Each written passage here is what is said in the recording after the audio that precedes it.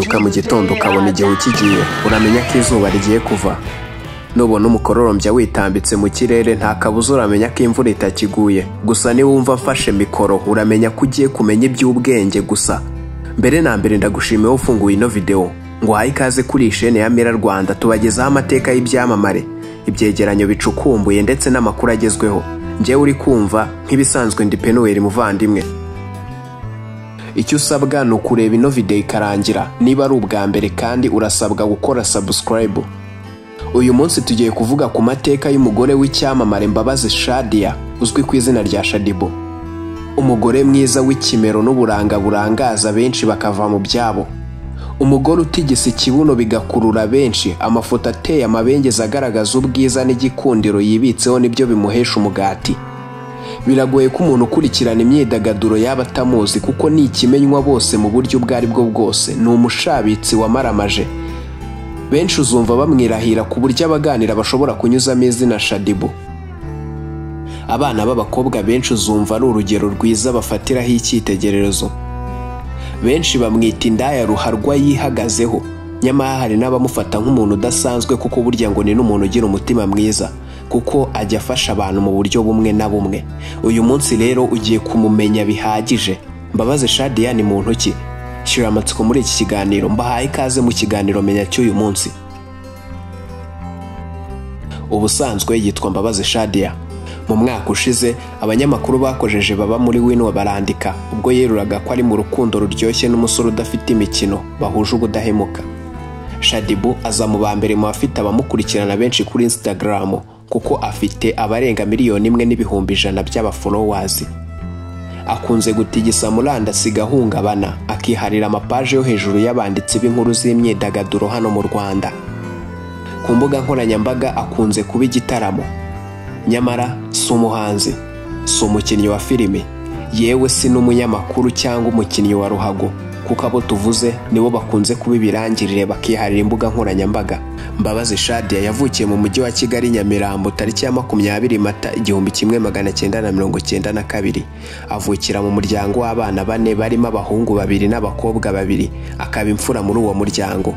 Yatangiye kujya mu ndirimbo z'abahanzi mu mwaka wa 2012 ndetse niwe King James yifashishije mu ndirimbo ye yise Buhoro Buhoro. Nyuma yatangiye kwamamara biturutse ku mashusho n'amafoto yasakazaga ku mbuga nkoranyambaga cyane cyane Instagram. Mu mwaka wa 2017 yatumiwe ku yahoze ari Royal TV avuga ibyerekeye ubuzima bwe. Umunyamakuru amubajije ahantu akunda kujya mu buryo bwo kuruhura ubwonko, atazuyaje avuga ko akunda kujya ku mucanga hafi y'amazi. Yabajijwe niba yaba azi koga asubiza agira ati nkunda kubona abantu boga gusa sinzi, no kumva iriya odeur ya ocean biranshimisha cyane. Odeur ya ocean ni impumuro y'inyanja. Undi ahita amubaza niba hari inyanja yari yageraho, nawe agira ati no. Yavuye mu kiganiro asanga inkuru yamutanze ku muryango, maze atangira kuba intero binyuze mu mashusho yasakazwaga na benshi bayajyanisha n'ibyo yavuze, ariko abahanga bakabikora mu buryo bwo gusetsa. Icyo gihe Shaddy Boo yongeye kuba ingingo nyamukuru ku mbuga nkoranyambaga binyuze kuri hashtag yahise yaduka yitwa odeur ya ocean, n'andi magambo yamukomozagaho mu buryo bwo kumunyega. Uyu mugore udatana n'udushya mu mwaka wa 2018 yongeye kugarukwaho cyane ku mbuga zitandukanye ubwo yajyaga muri Tanzania yatumiwe na Diamond Platnumz mu irushanwa yari yitiriye indirimbo ya Wasafi yitwa G-Bebe. Agasobanya mu rurimi rw'icyongereza. Mu kinyarwanda yabajije icyo abona abaturage bo muri Tanzania batandukaniyeho n'abanyarwanda. Undi nawe yikora mu muhogo ati abaturage binaha ni amajyambere. Mu rurimi rw'icyongereza yagize ati here Tanzania people so development more than our country. Nabwo yakuruye impaka ku mbuga nkoranyambaga. Icyongereza cye kijegajega kigarukwaho na benshi mu kwiregura, akavuga ko asanzwe amenyereye kwivugira igifaransa.